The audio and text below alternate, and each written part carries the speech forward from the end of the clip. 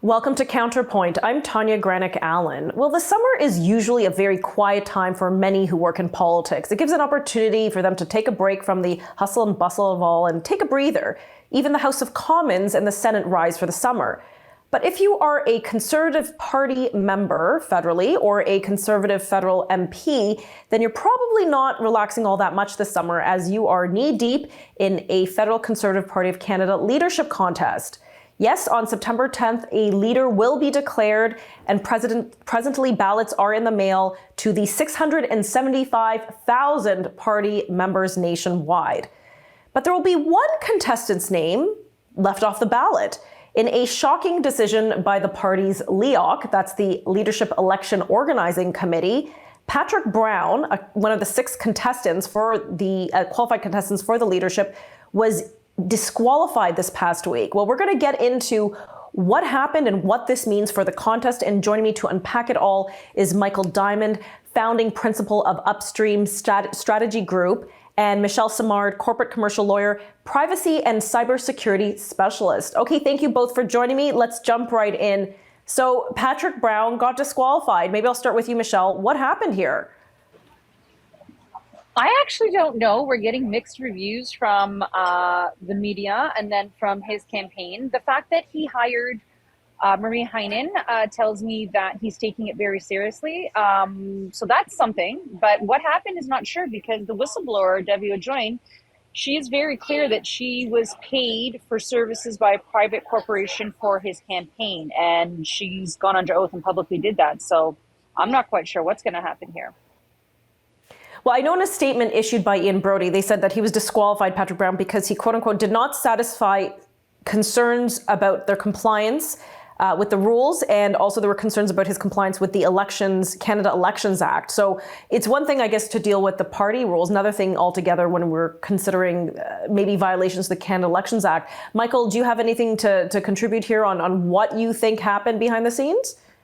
Oh, absolutely. So, the party, unfortunately, I think, took their time in putting out a proper statement. Patrick Brown, the decision of the Leadership Election Organizing Committee occurred late in the evening on a Tuesday, and they put out a statement at 9:30 at night. And frankly, that statement left more questions than answers for a lot of people. In the coming days, the party definitely added some explanation to that statement to explain why there was a bit of information they were withholding, and that they've provided the complaint to the Commissioner of Elections, which makes it from a party law to a investigation under, a party rule to an investigation under elections law, which is a very serious thing. So over the coming the days that followed, a lot more was put on the record, and it appears that LEOC made a very tough but important and probably right decision. But their initial reluctance to add any sort of color to their decision, I think, hurt their credibility initially. Now, Michelle, you're an attorney. It sounds like there will be many lawyers involved. You rightfully mentioned that Patrick Brown has hired Mary Heinen, who's one of the top leading attorneys, female attorneys, especially in this country. When something's going to the Elections Act, this sounds very serious. What could we be looking at? Is this fines if someone's found guilty? Could this include jail time, perhaps? Well, obviously, it really depends. So like any type of violation, there's opportunities to try to cure.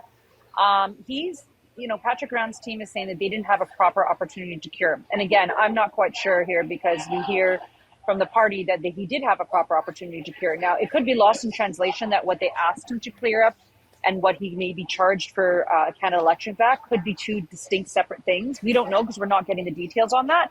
So remember what Michael was just saying, like there was a violation around party rules, but then there was also some issues in regards to the Canada Elections Act. The party doesn't have to require certain, they can ask questions about Canada elections, but it's not their duty to investigate, right? But they have to investigate within their own rules. So again, we're at a little bit of a mishmash right now, but what I do think is important is that not unnecessary information is not given out when it goes under possible litigation, and two, that we know how to separate the issues. Okay, so basically, if the Canada Elections Canada Elections is going to be investigating, and this could perhaps lead to some more. Well, it obviously already is. There's going to be a legal investigation. Then we will only receive the information that we're allowed to receive because lawyers are hashing it out. And again, there could be some serious consequences. We're going to continue this discussion in just a few moments.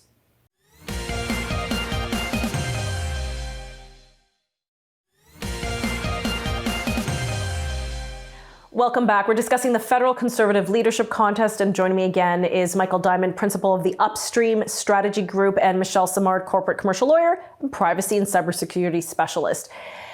Michael, before the break, we're again discussing this latest, shocker, because it really did shock me. I didn't expect any candidate at this late stage in the game, just as ballots are being printed to be sent out, that someone would be disqualified. Usually that happens in the first early months of the leadership contest, rightfully or wrongfully. But he has been disqualified. But Patrick Brown signed up a sizable number of members, so he claims. Roughly what was that number, and what does this mean for the membership that Patrick Brown signed up?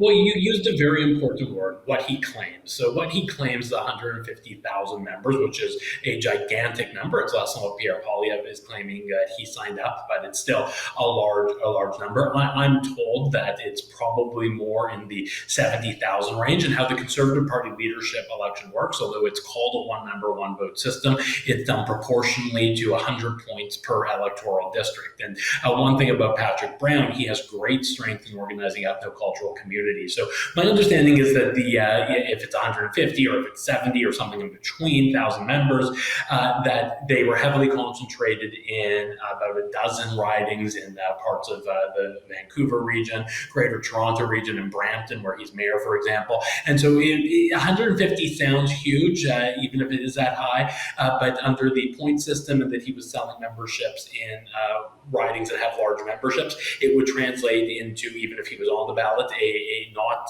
major impact with the number Pierre Poilievre is claiming to have signed. Now, that said, with Patrick Brown, although his name's on the ballot, he's not a candidate. He doesn't have access to the full list. So even if he's in to endorse another candidate, and it wouldn't be Pierre Poilievre, it would be Jean Charest most likely, it's still, his coattails will only carry that membership so much. So without his campaign operating and doing a proper get out the vote effort, I would expect, just like with Kevin O'Leary in 2017, who didn't contest the election at the end, that there would be very low turnout among the members that Mayor Brown recruited. Okay, and just to clarify, so Patrick Brown's name will or will not appear on the ballot then, the ballots that have been mailed? Like, was his name removed in time? No, it wasn't. No. So his name, I received a ballot the other day, his name's on there, but anyone who marks him first, and their second column will count first. So the parties, unlike with Kevin O'Leary, where they actually tabulated his results, my understanding is they will not be tabulating votes for Mayor Brown. It will just go to the first and the elector's second preference. Michelle, you wanted to add something there? No, I was just saying, yeah, his name is on the ballot. I already submitted my ballot, and his name was still on it. I got it last week. So they didn't have enough time, but I think what the real issue is that what's he going to do with it, right? Like, so even if the party is keeping its position, he's not on, and whether his name is on the ballot, even if people mark it off and they don't even know any better, it doesn't matter, it won't be counted. So then what happens there? Like, I think those are some of the things that I think the party needs to adjust right now, because ballots went out. I already mailed mine back in. What do you do with that, right? Like, and is there going to be arguments of spoilage? Or like, these are some of the things that I think really need to be addressed with the party right now, because there could be arguments from like certain candidates. And as Michael was saying, it's not one vote, one person. And so strategically, other people can win this race. So with Patrick Brown's name still on the ballot, and my apologies if I erroneously said it wasn't in the opener, but with his name still on the ballot, knowing that persons will be marking perhaps their first, their second, their third choice, the party, you said, will discount the first choice and they're going to look right away to the second choice. Who stands to benefit the most with a Patrick Brown supporter? Michelle? I mean, you think of it on the face of it, it would be Charest. Just given the type of policies that are very similar between the two. However, I think that given that Patrick Brown has hired such a very strong lawyer, that he's going to fight this. And so at the end of the day, who knows what kind of deals he might be making, because he's clearly, if he can't be voted in, then he's going to find a way that perhaps he can still be a part of this party. And whoever the leader is, he can secure himself a good position. Michael, could Patrick Brown be seen, even though he's been disqualified from the race, could he be seen as a kingmaker in this race? Look, I think it will be tough considering the delta between Pierre Poilievre and Jean Charest, but certainly Patrick Brown is a very hard worker. Friends and foes alike will give him that. And, he and Jean Charest have a decades-long relationship, so it is possible that Mayor Brown will go and take his A game and try and get his vote out for Jean Charest. It's going to be very difficult with a full campaign operation, but if anyone can put in that effort, I do think Patrick Brown. Yeah, he definitely knows how to hustle. Let's leave it at that. Okay, we're going to take a quick break and we'll be right back.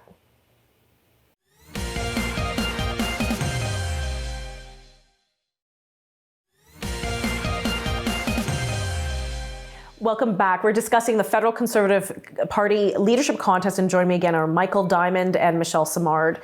Michelle, we have seen in this contest, there have been a lot of barbs exchanged, and primarily the strongest barbs have been from within, basically between the Poilievre camp and the Patrick Brown camp. Obviously, Patrick Brown's now disqualified. With that kind of barb exchange now seemingly eliminated, do we think things will be smooth sailing for the next few weeks? Do we still expect things to ratchet up, or are we in the final days now where things are going to wind down? Oh, I don't know, actually, because, like, for instance, right now we just, at the Calgary Stampede, we had the candidates go. All the candidates came. It seemed like a big cheer for Poilievre. All of them dressed in Western gear, except for Charest, and as a result, he got booed, right?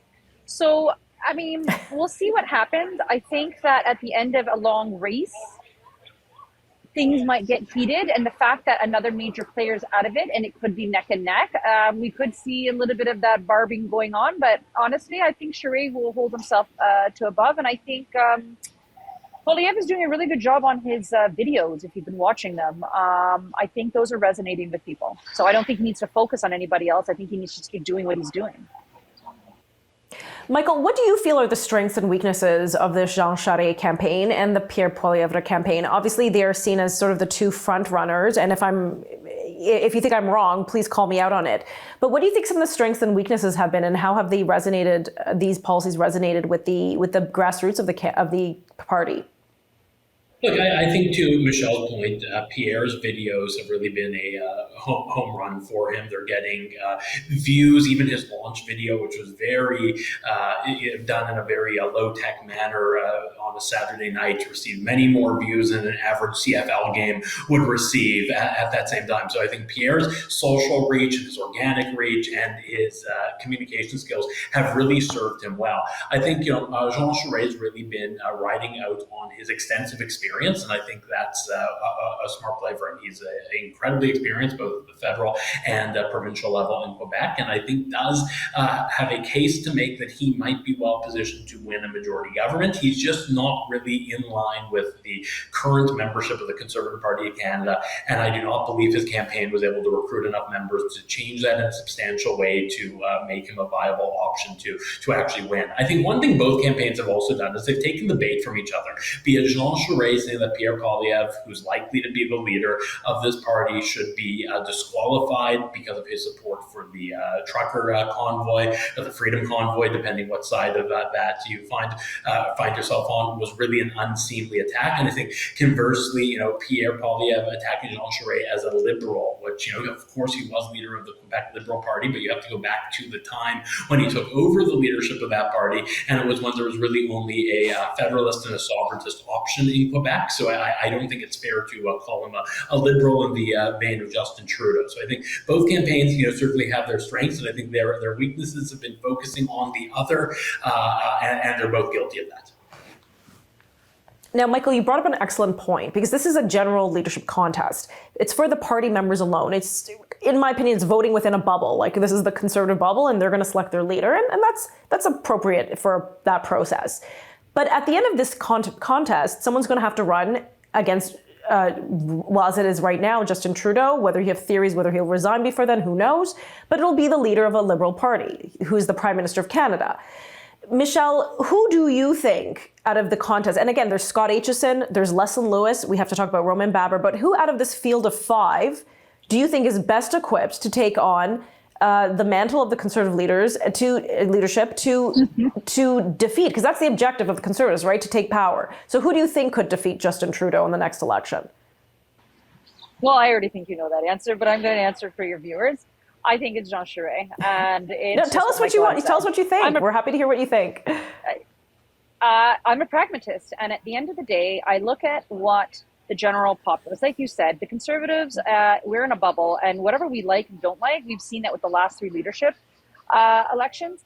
We might choose a leader, but doesn't mean the rest of the country will. And at the end of the day, do we want to keep hoping for a leader that maybe somebody will like, or do we want a leader that actually can get elected? And I think Jean Charest can get elected. And I actually think the Liberals hope he doesn't become leader, because with him, it would be a tough battle to beat him. And going back to Michael's point about new memberships, I just want to make this point.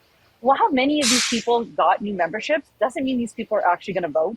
And second, for those existing members like me, well, you don't have to convince us. Many of us would choose the person we wanted anyway. So that's a overriding huge majority of people that are going to vote. And if they're already members, they're likely going to vote as opposed to new members. Okay, we're going to pick up this discussion in just a few moments.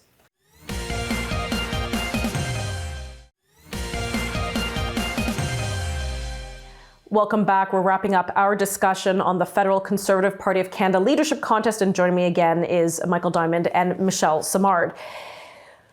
Again, we were chatting about this before the break. We talked about, the leader elected from its own members, in this case, the Conservative Party. The members elect that leader, but then you're going to have to face a general leadership contest. Michael, in your opinion, who do you feel is best equipped to campaign on a national level in the next federal election to take on the federal Liberals, who are the governing party, and, assumingly it will be Justin Trudeau at the helm? This is such a good question, because I think it actually goes back to the last Conservative leadership election, where only rabid partisans could have made an unlikable loser like Aaron O'Toole leader of a political party, which they did, and he was unable to win the general election. But I think this time it's quite different. I think both Mr. Charest and Mr. Poilievre have really good paths to beat Justin Trudeau, and I think they have very different paths. I think Jean Charest definitely runs through Quebec and Atlantic Canada and Ontario. I think Pierre Poilievre is very different, and if you look at what Doug Ford pulled off in the provincial election in Ontario, winning seats in Windsor, winning Timmins and seats in Northern Ontario, I think Pierre Poilievre has the ability, because he's been talking about issues of affordability, home ownership, and other issues that are really prime in the zeitgeist right now for so long and with so much credibility, that he'll be able to turn some traditional NDP seats and traditional Liberal seats into competitive seats for the Conservative Party. So I actually very heartened that either of these two gentlemen have a very good path to beat Justin Trudeau or whomever is to succeed him as a Liberal leader. Well, and as we all know, there can be surprises. So when the winner is released on September 10th, the new leader, we can see some surprises because the ballots move, right? You rank your preference, first choice, second choice, third choice, fourth choice.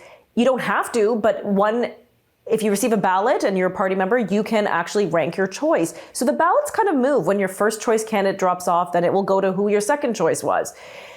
Could we see where do you think the natural down ballot support? Again, we're assuming that the final two are Jean Charest and Pierre Poilievre, and maybe I'm wrong. Maybe Leslyn Lewis will come through and she will benefit some down ballot support. Maybe, a lot of the anti-lockdown sentiment resonates first, and a lot of folks will vote for Roman Baber. But and maybe I'll start with you, Michael, where could you see some of the movement, and where are the likely natural partnerships, not formal partnerships, but natural partnerships with balloting? Who do you think would put someone first and put someone second? With Patrick off the ballot, I think this becomes a much more streamlined process, where because of some of the things he said through COVID, he had some play for Roman Baber's membership. Jean Charest doesn't. So I think if Roman is off before Pierre Poilievre, which I think is incredibly likely, Roman support will migrate overwhelmingly to Pierre. I think Scott Aitchison, who's taken a very moderate and he'd say, I think, pragmatic approach, I think his membership is much more likely to migrate to Jean Charest. That said, I think that Pierre Poilievre has a pretty substantial lead right now, and that I'm not sure that we'll even get to a subsequent ballot. So you think that Pierre Poilievre could take it right on the first shot? I think so. Okay, wow. Michelle, thoughts on that? Wow. I'm reading your face. I don't see that happening.